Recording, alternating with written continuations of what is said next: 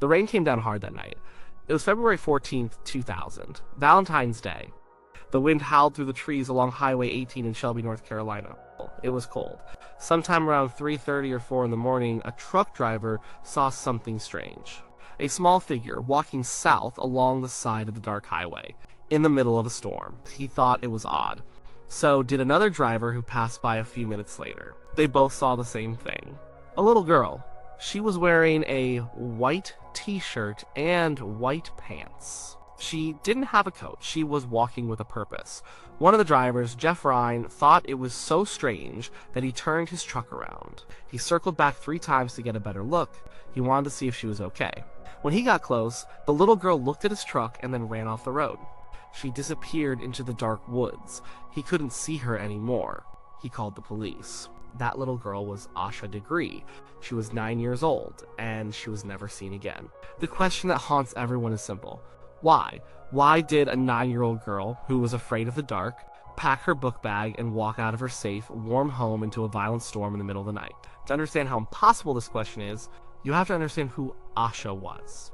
She wasn't a troubled child, she was the opposite. Her parents, Harold and Asha Degree, ran a tight ship. They were loving, protective parents. They lived in a small brick house on Oakcrest Drive. They had routines. The kids, Asha and her older brother O'Brien, were not allowed to play outside unsupervised. The family didn't have a computer with internet access in the house. They monitored what the kids watched on TV. Asha was a good student. She was quiet, shy, and responsible.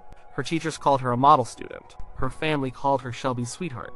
She was a normal kid. She played basketball on her school team, the Trinity Trojans. She loved taking baths and was known for being a bit of a perfectionist with her things. She was cautious by nature. Her family says she was terrified of dogs, and she was intensely afraid of the dark. Her parents said she wouldn't even go to the bathroom at night without one of them turning the hall light on for her. This is the girl who supposedly walked out into a pitch black, stormy night. It just doesn't make sense. Let's look at the days before she vanished. The weekend was normal. On Saturday, Asha played in a basketball game. It was the first loss of the season for her team. She had fouled out of the game. Her parents said she was a little upset about it, maybe crying with her teammates, but it didn't seem like a big deal. She seemed to get over it quickly. That evening, she and her brother stayed with their aunt. On Sunday, they went to church, then went to another relative's house for lunch. Everything was fine. Sunday night, the routine continued. The whole family watched a TV show. Then the kids got ready for bed around 8 p.m. A storm had knocked out the power in the neighborhood earlier. It was still out when they went to sleep. Harold Degree checked on his children around 12:30 a.m. Both Asha and O'Brien were asleep in the bed they shared. He checked on them again around 2:30 a.m. He said he saw them both in bed. Everything seemed normal. But sometime between 2:30 a.m. and when the truck driver saw her around 4 a.m., something happened. Her brother, O'Brien, later told investigators he heard Asha's bed squeak in the middle of the night. He was 10 years old. He figured she was just tossing and turning in her sleep. He didn't think anything of it. He went back to sleep. The next morning was Monday. A school day. Asha Degree woke up around 5:45 a.m. to get the kids ready. She went into their room to wake them up. O'Brien was there, but Asha's side of the bed was empty. Asha searched the small house. She checked the closets. She checked the cars. No Asha. She called Harold's mother, who lived nearby. "Have you seen Asha?" she asked. The answer was no. Panic started to set in. By 6:30 a.m., Asha had called the police. The search began immediately. The police didn't issue an Amber Alert. At the time, those were generally reserved for cases where there was clear evidence of an abduction. And here, the evidence pointed to something else. It looked like Asha had left on her own. Her book bag was gone. It was a black book bag with a Tweety bird design. Some of her favorite clothes were missing. Her basketball uniform was gone. She had packed a bag. This fact only deepened the mystery. Why would she pack a bag and leave? Where would a 9-year-old girl go? The family was adamant. Asha would not run away. It wasn't in her character. She loved her home. She loved her family. She had no reason to leave, and even if she did, she wouldn't do it like this. Not in the middle of the night. Not in a storm. Investigators combed the area. They found some clues in a shed on a nearby property owned by the Turner family. The shed was close to where the truck driver saw her run into the woods. Inside, they found a hair bow that belonged to Asha, a pencil, and some candy wrappers. It seemed like she might have stopped there for a short time, but the shed offered no real answers. Just a brief, sad stopping point in her journey into the unknown. The search grew larger. Hundreds of volunteers joined the police and the FBI. They searched the woods, the roads, the nearby bodies of water. Nothing.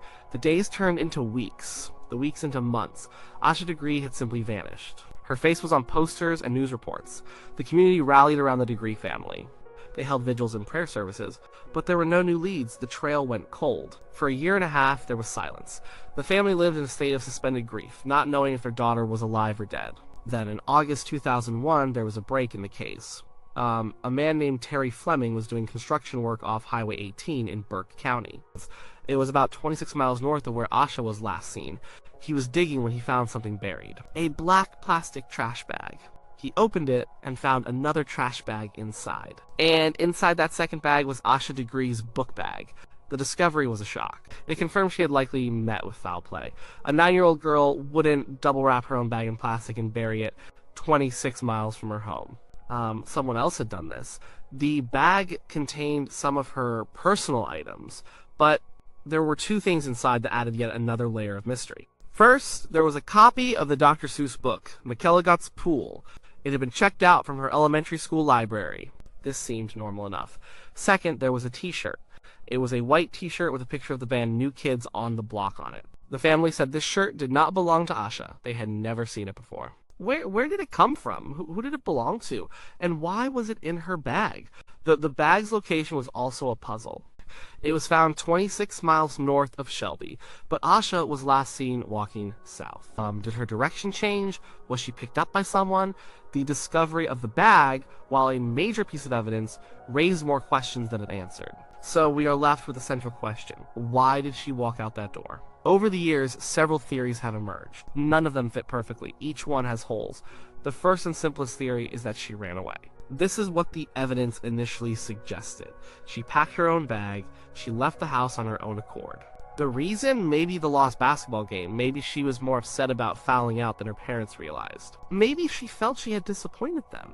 In a child's mind, a small problem can feel enormous. Perhaps she decided to run away for a little while to her grandmother's house, or just to be alone. But this theory falls apart quickly when you think about Asha's personality. This was a girl who was scared of the dark. Her own brother was in the same room, but she didn't wake him. She didn't leave a note. And she walked into a torrential downpour. Everything about the scenario contradicts the cautious, shy girl her family knew. It's possible she had a secret side no one knew about, but for a 9-year-old, that seems unlikely. The runaway theory just doesn't feel right. The second theory is more sinister. Was she lured out of the house? This theory suggests that someone, either a stranger or someone she knew, had been communicating with her. They convinced her to pack a bag and meet them that night. They might have promised her a trip or candy or something else a child would want. This would explain why she packed a bag and left willingly. It would explain her purposeful walk down the highway. She was on her way to meet someone. This theory has more weight to it. It fits the strange circumstances better than the runaway idea. But it also has problems. The family had no computer. Who could have been grooming her? A neighbor? A relative? Someone from church or school? The FBI investigated everyone in Asha's life. No red flags were raised. No one can imagine who would do such a thing. And how did they communicate with her? Without internet, it would have been through phone calls or in-person meetings. But Asha was rarely unsupervised. Her parents would have noticed something. There is no evidence at all to support the grooming theory. It's just speculation. A variation of this theory involves a book she was reading in class. The book was called The Whipping Boy. It's a story about two young boys who run away and have an adventure. Some have wondered if Asha was trying to imitate the story. She was an impressionable child. Maybe the story sparked an idea in her head. She packed her bag, just like the boys in the book, and set off on her own adventure. This idea is intriguing. It taps into the way a child's mind works, but it has the same flaws as the runaway theory. Would a book really inspire a timid, fearful child to walk into a storm in the dead of night? It seems like a huge leap. The book from her library that was found in her bag was McElligot's Pool, not The Whipping Boy. So while the idea is plausible on the surface, it doesn't hold up well under scrutiny. Then there is the hit-and-run theory. This one is dark, but it explains some of the inconsistencies. In this scenario, Asha left the house for some unknown reason. Maybe she was running away, or maybe she was just going outside for a moment. Perhaps she dropped something outside earlier and wanted to get it before the storm washed it away. While she was on the highway, a driver hit her by accident. The driver panicked. They didn't call the police. Instead, they put Asha's body in their car and drove away. This explains why she disappeared so completely. It explains why no trace of her was ever found. Later, the driver would have to dispose of her belongings. This would explain why the book bag was found 26 miles away, carefully wrapped and buried. It was a calculated effort to hide the evidence. The person who did this was not a monster who planned to abduct a child. As they were a person who made a horrible mistake and then made a series of even more horrible decisions to cover it up. This theory is compelling. It accounts for the trucker's sightings. They saw her walking. The moments later, she could have been hit. It accounts for the buried bag, but there's no evidence for it. The police found no signs of a car accident on that stretch of road, no broken glass, no blood, no skid marks. And the truck driver who circled back said he saw her run into the woods. He didn't say she was hit. He said she ran. This suggests she was alive and well when she left the roadside. So the hit-and-run theory, while possible, has a major hole in it. Finally, there's the abduction theory. This is the one the family and many investigators lean towards. It suggests that Asha did not leave the house entirely on her own free will. Maybe someone she knew and trusted came to the door. She might have let them in. They convinced her to pack her bag and come with them. Or maybe she did walk out on her own for some childish reason, and a predator who was driving by saw an opportunity. They stopped, grabbed her, and drove off. This would explain why she vanished. But it doesn't explain the sightings. The trucker said she was walking alone. She didn't appear to be in distress. She was just walking. If she had been abducted from the side of the road, why did the second truck driver see her still walking alone? And if someone she knew lured her out, why would they make her walk down a highway in a storm?